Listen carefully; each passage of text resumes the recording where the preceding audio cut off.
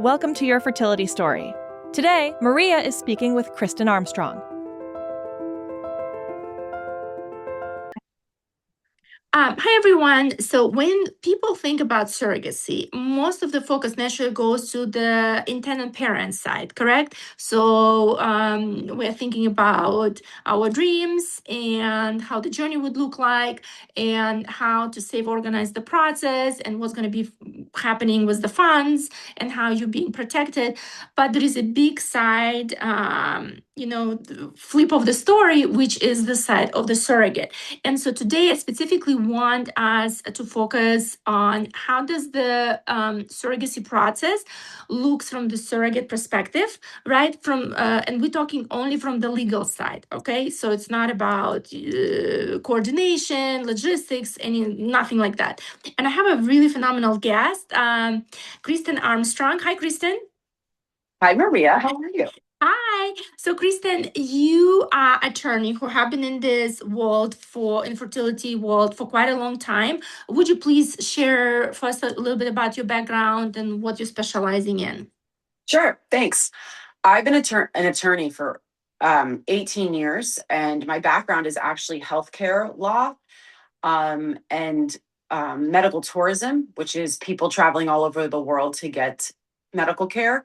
And that's how I actually got into surrogacy. So I actually am not I don't consider myself a family law attorney. I am a healthcare law attorney, and I find that expertise and that experience has been incredibly useful throughout surrogacy journeys.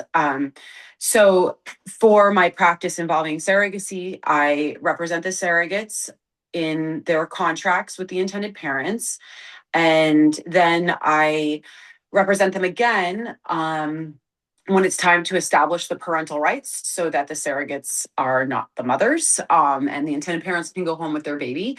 But throughout the process, even though my legal work per se is during those two phases, the contract and establishing parental rights, I'm always available to the surrogates for any questions. They have my cell phone number, and they can always email me. So that's my role.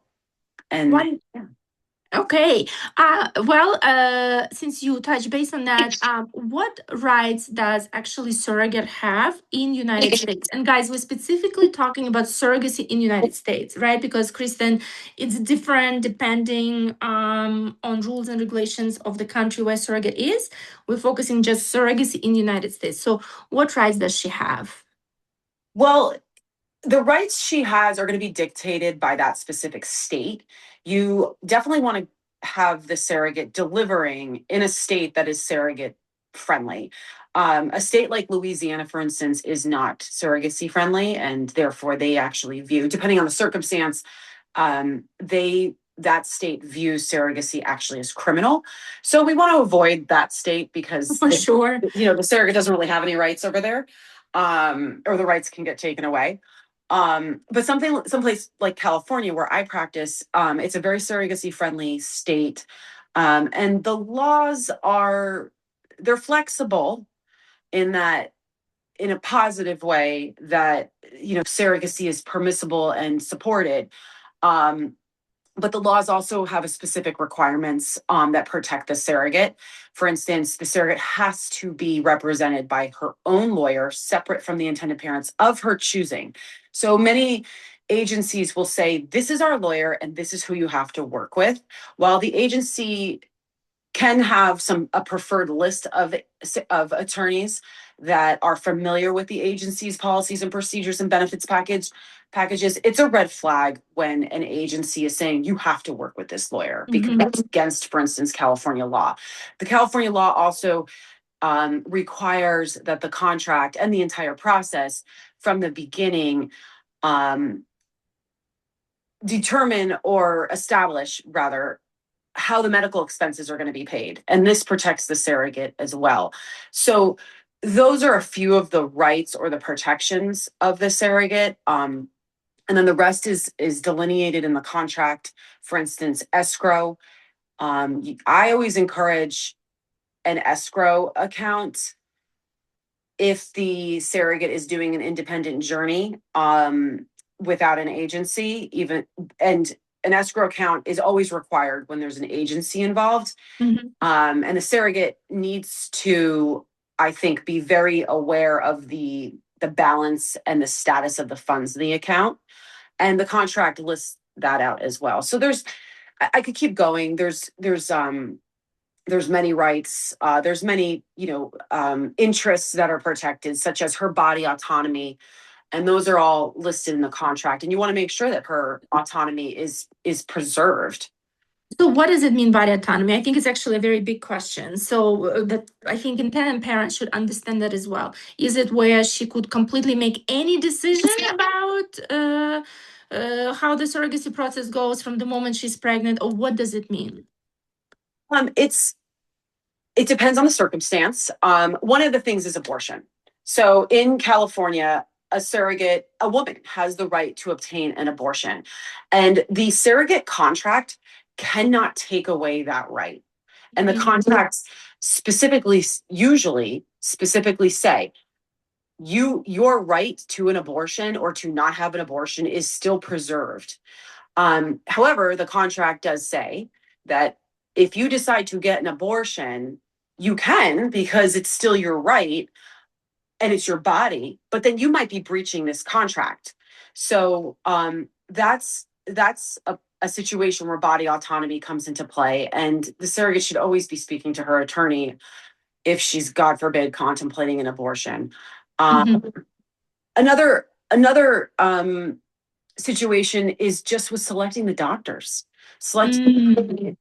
In the beginning, when a surrogate signs up, usually she doesn't have any input on who the IVF doctor is, because the intended parents have been working with that IVF doctor. The intended parents have created embryos, at that clinic. So the surrogate is going to go to that doctor. However, when I am talking with my clients and reviewing the contract, I always confirm that she is comfortable still with that IVF doctor, and 99.9% of the time they are. Yes. Yep. But she should not be going to an IVF doctor that she's not comfortable with. Usually that IVF doctor, though, is established and decided when she enters the surrogacy picture. When it is time for her to graduate from the IVF doctor, she's about 10 weeks, 12 weeks pregnant. She graduates and she moves over to her treating OBGYN. That is where I believe, or I encourage my clients that they at least should have a say in who that doctor is, how that doctor is selected and who that doctor is. Some contracts specifically say the intended parents are going to select the OB. And that's a little concerning, because we want to preserve her body autonomy. She should at least approve the OBGYN. That's another example. So. Okay. Well, and I like that you're saying you bring up those issues, because again, like what I appreciate a lot about you when you're working on cases, that you bringing those items ahead of time, right? So there is really limited possibility for conflict later on, right? So agreeing on all of those key items is all in the process as possible, so there is no surprises. But what happens if there is a disagreement? And what kind of disagreements you typically see that you would say, gosh, like if we would avoid those things, or if we would agree to start with on those things, then the life would be easier? Okay, so a few things I usually see that are a disagreement is abortion, because most of the contracts are broadly written that if there's any abnormality, God forbid, with the pregnancy, the intended parents have the right to request an abortion. And so, for instance, this is literally the words I use. I tell my clients, that means that if the baby has a missing pinky and the intended parents wish to have an abortion, that you agree. Even though you or me, we might not terminate for just a missing pinky. So it is very important that from the very beginning that their perspective, their values, for lack of better words, are aligned when it comes to abortion and when to abort. Another time I see an issue is maybe the intended parents want to have the baby born at a certain time. Big one. And because, a lot of people are superstitious, the zodiac signs or, absolutely. And is the surrogate going to be okay with being induced? And, we want to make sure that request is reasonable. And I always tell my clients, if something just makes you feel a little off, like, do I have to do that? Is that right? You can call me. I had one surrogate call me up. She lived in Bakersfield, California, which is, it's north of LA. Don't quote me on my geography. And she calls me. She says, the agency is telling me that I need to go give birth via C-section at 12:30 at night in Irvine with an OBGYN that I don't know. That, needless to say, that did not happen, and that I am no longer working with that agency. But that is a situation where you need to call your lawyer, and your lawyer will advocate for you and make sure that your body autonomy is preserved. That is a very extreme situation, but they do come up. So it is good to work with a lawyer that will take your calls after the contract is signed and before and after the parental rights are established. Okay. What about is there anything that you think can protect maybe surrogate and intended parents? What if someone has changed their minds on some topics after contract has been signed? Is it even possible? So you gave some examples. Yes, agreement on abortion, or seemed like we were in the right place, everything was perfect. On some questions about where delivery is happening, or BGYN or something else. Technically, does the surrogate have the right to change her mind? And how would you maybe guide them that it doesn't happen? Or Well, usually the contracts I work with when I'm representing the surrogate say that as long as she's not pregnant, she can walk away. okay. So if she changes her mind, and these are words I actually say, the contract says everybody agrees to undergo up to 3 embryo transfers. And I want you to know that is up to 3. That is not a contractual requirement that you have to do all 3. So if after the first one, you reflect and think, oh my gosh, that was so hard on me physically, mentally, emotionally, I don't think I can do this again. You don't have to. You can walk away, and that's okay. So that is one situation where sometimes they change their mind. And it's a big one, actually. I'm so glad you bring it up, because also intended parents, of course, they have those fears, and they're like, well, we're spending so much money, but how can we make sure, yes, that she doesn't walk away? Because yes, then you have additional costs for screening the new surrogate and other things. But I think it's vitally important to understand, as much as we want to control the process, as much as we're putting contract in place, surrogacy or anything to do in the fertility world, unfortunately, it's not like math. 1 + 1 is, 2. It's not like buying a car or a house and you're putting specification, right? The freedom of will and also situation awareness and what's happening to your body, like there is nothing you could do in order to see it's 100% bulletproof. Is this correct?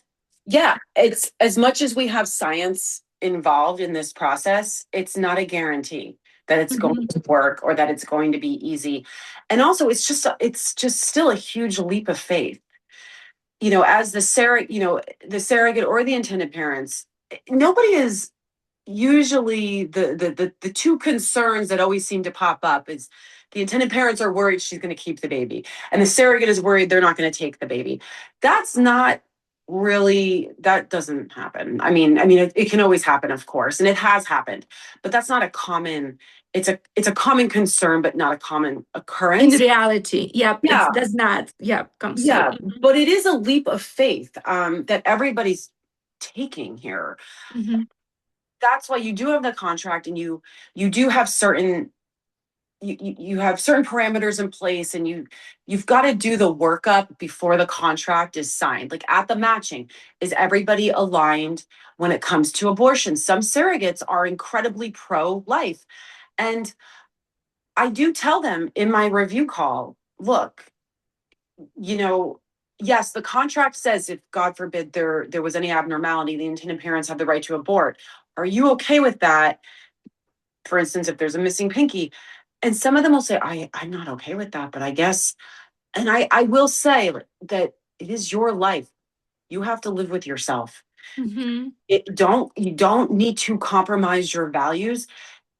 Before it comes to the contract phase, there should be a meeting of the minds at the match phase to make sure that this is a good match. Mm-hmm. So, so that's something you always want to do. Yeah. And as far as other situations where anybody's changing their mind, I've never. Usually, when the surrogate is pregnant, she's committed. Yeah, you didn't have surrogate like suddenly, like, yeah, I'm done, right? Yeah, no, I don't want to be pregnant anymore. Yeah, sometimes things do happen with the intended parents. Very rarely, they're going to get a divorce. So, Big okay, one. then Yeah. who you have to still take the child, Right. And that's another reason why it's incredibly important that escrow is funded, because Ahead of time. Yep. and I always tell my clients, see trust, clarity, those are the main players that I work with escrow. You can't control the funds, my surrogate client, but you should know what the balance is and make sure that there's tranches, there's benchmarks of when the intended parents need to deposit money. Make sure they deposit that money. Mm-hmm. And usually a majority of the money is deposited before the embryo transfer, at least before confirmation of pregnancy, so that if anybody changes their mind later on down the road, like an intended parent, God forbid, wants to walk away, well, the money is still there to cover her medical expenses and cover her compensation. Right. And you're not in collections because, I mean, the moment you're pregnant, like, what do you do? Right? No. Yeah, medical exactly. expenses are piling up. Everything is piling up. Mm-hmm. So since we're talking a little bit about seems like compensation and money, what would you say, how is it typically structured in United States? Like, what are the big categories, and maybe what are some things that surrogates should be thinking of that you could say, like, maybe typically you see being overlooked, that are fair things but they might be overlooked? Mm-hmm. Well, there's the base compensation, which is for a first-time surrogate right now anywhere from $50,000 to $65,000. $50,000 is a little low now, and you want to, obviously it's in everybody's best interest that you give birth to a full-term baby, and usually the compensation, the base compensation is set up that if you give birth after a certain gestational week, around 34 weeks, you get the balance of the $55,000. Mm-hmm. Where if you give birth before that, you just keep, for instance, the money that you've already received, or you get a prorated amount up to the date of delivery. So one thing that is not that I would say it's overlooked, but the base compensation, the $55,000, for instance, that is compensation for the pain and suffering of being pregnant. Mm-hmm. It's not to give a baby. It's not, or it's not for the purchase of a baby. It's for the pain and suffering of being pregnant. And honestly, I mean, being pregnant can be very miserable. Mm-hmm. Mm-hmm. So I personally, I appreciate when an agency and when the surrogate receives compensation up to the date of delivery. So if she gives birth at week 32, Mm-hmm. she is compensated a prorated amount up to that delivery date. So she's compensated for every day that she's pregnant, versus some agencies do. You keep the money that you've already received. So that's one little thing that I appreciate, that I think is a positive thing. I missed the difference. So if you keep the money you already received, how is it different? Maybe I missed it. Would you explain it again? Because that I could see could be like a reason for conflict, right? So yeah, right. So explain. So you are, you're when you have the embryo transfer, we all sit and wait to make sure that, that you're pregnant. And then around maybe 2 weeks later, I mean, you tell me, Maria, around 2 weeks later, we find out, you're pregnant by confirmation of heartbeat. And then on the first of the month after that doctor's appointment, you start receiving your base compensation, a portion of your base compensation. So if your base is 55,000, you're going to start receiving increments, usually of 5,500 a month. So if you, so the first payment is technically for the time period from the embryo transfer up to the first of the month. Right. So then the next month you get paid on the first, and that's for the preceding month. Now, if God forbid you have a miscarriage, like in the middle of that second month, you don't get any more money. If you are only given, or you only keep what you've already received, or some benefits packages will then prorate that you gave birth in the middle of the month. Well, then you will get another 2.5 weeks of the base. Oh, I see the difference. So it's prorated as weeks rather than you saying it needs to be a full month. Yeah. You don't get an extra month. You just get prorated up. So you are compensated in theory for every day that you were pregnant. Right. That's the purpose of the base compensation. Got it. It's definitely something, guys, to discuss from both sides. But when you think about, we actually had a conversation about it on the donor side. When donor has, she was approved, everything was perfect. I just want to make an analogy, right? Because maybe sometimes we're only thinking like hard dollars, right? But we also need to consider again that the medical process is not perfect. And so this donor has done everything the doctors have said, but the amount of oocytes that was received was not what was expected, and was just reaction of the body. And I know that in that case, the full compensation of donors still was honored because it was proven, right, that she does not control her body. It was the medical teams that approved, and everything is good. Same with surrogate, right? And I know, as us as intern parents, because many of you who are listening right now, you're parents, you're saying, gosh, but yes, every dollar matters and it drains me, right? But again, if things cannot be controlled, the same. If your surrogate has a preterm delivery, right? Or there is distress of the baby, I know we've been through situations where parents immediately go into defense mode. What did she do wrong? Yeah. And then doctors and everyone would get on a call and everyone would explain there is nothing she has done wrong. This is just the situation. So then ethically, do you penalize person who decided to be on your side, right? And give you the chance of life, right? And fight alongside for your dream?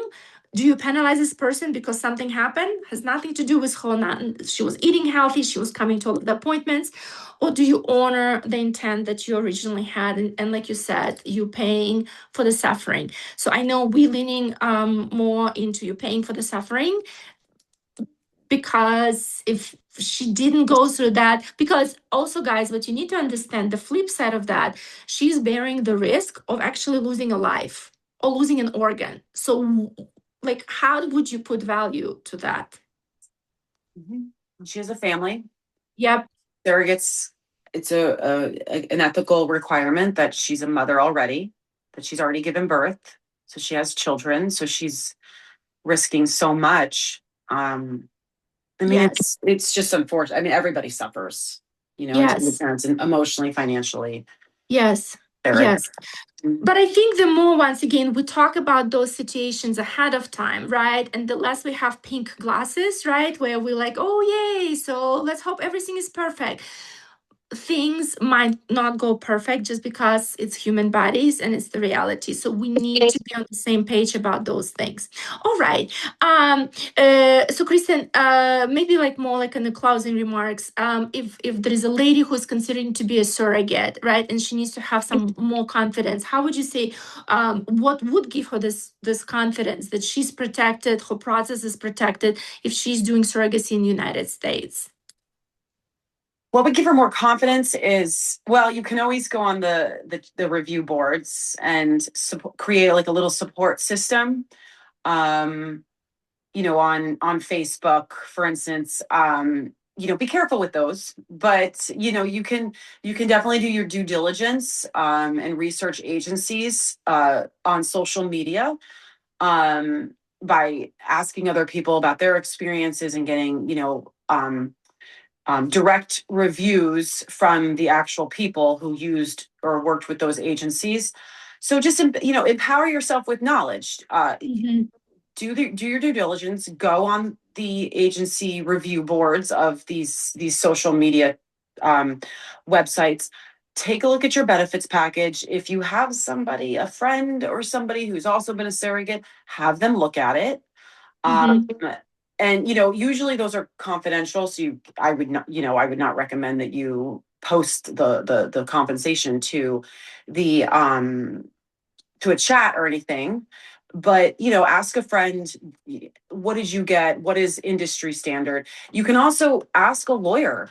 Can I have a quick conversation with you about what industry standard is for my benefits package? I do think it's not very common, but I do think it is a good idea for surrogates to have somebody review the benefits package. But usually it's not really necessary because the lawyer will review it later. And if it is unfair, the lawyer will definitely step in. For instance, I had an independent surrogacy journey, and the benefits package did not have, in my opinion, basic human rights considerations. There was no life insurance. There was no compensation for invasive procedures like an amniocentesis, a D&C, an abortion. And I put those all in the contract. And the other attorney actually calls me up and he says, they agreed to this compensation package by the time before we started reviewing this. And I said, I don't care. This is basic human rights. This is decency. These should absolutely be in the contract. And if your client's not going to put it in, I'm telling my client to walk away. So even if you don't have your benefits package reviewed by an attorney before you sign it, your attorney will make sure that it is ethical and industry standard and fair. Also, you memorize your benefits package. That is your bread and butter, and empower yourself. Like you can and will say, no, I am entitled to this. I deserve this payment. I deserve this compensation, and it's late, and I know what I'm entitled to. Empower yourself, because this is, while you're doing something incredible for the intended parents, you have an amazing opportunity to change your life. And with this money. So make sure you get it. Okay, all right. I was going to end with that, but since you're talking about the packet, one thing I'm noticing that there is sometimes surrogates are asking for like a travel companion, for like key procedures for the embryo transfer, right, for some evaluations, for birth. And then I've seen parents, and it would be saying, well, that's not really something that we're willing to pay. What's common? Or is it even is it coming up? It seems such little maybe item on the grand scheme of things, but I have seen where people were quite disagreeing. Is it silly to ask them?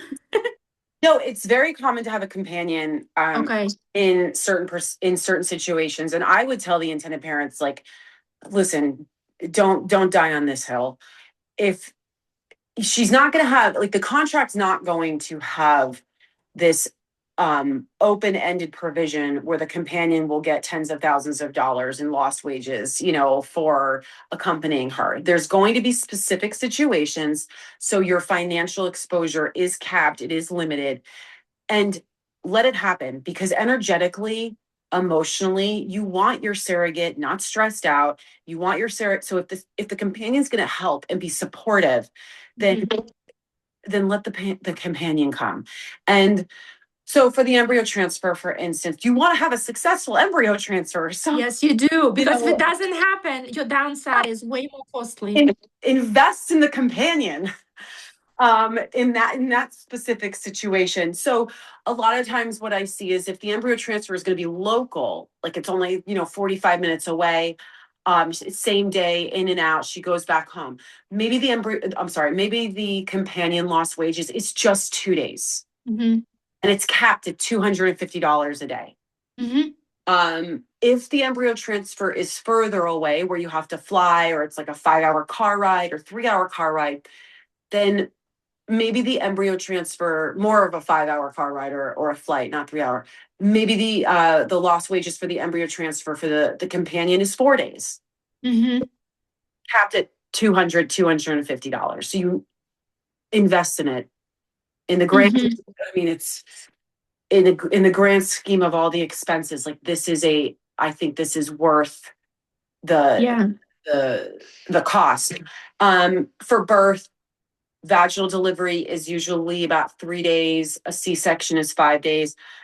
And sometimes contracts don't have the lost wages for a companion to certain events. Instead, it's just a cap of days. So the surrogate and the companion are free to use it when they feel is necessary. So a lot of times I see companion lost wages will be either the actual lost wages and you have to provide pay stubs, or it's going to be a flat rate of $200 or $250. But either is no more than 10 days. So that's 2 weeks of 5 business days each of lost wages. So Okay. Well, guys, I don't know if you walk away with the same feeling as I do. What I love about Kristen, that like she will walk you through different options, right? And you're also transparent about that. And I think there is a way of feeling that there is still a win-win situation and not abuse of either side, right? Because we're all coming from our perspective, but I love when you sharing other perspectives, that it helps us to see things not just from our side but from other side as well. All right, so thank you so much for being with us, and I cannot wait in the future speak to you again, but thank you everyone.